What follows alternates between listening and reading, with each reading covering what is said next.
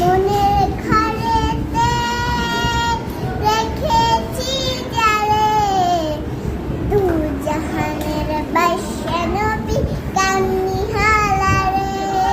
আমার মনের ঘরেতে রেখেছি যারে, দু জাহানের বাদশা নবী কামনি হালারে। মায়া যদি তা না বলা পাখি হইতাম, ওই মদিনা দেখার লাগে উইরা যাইতাম।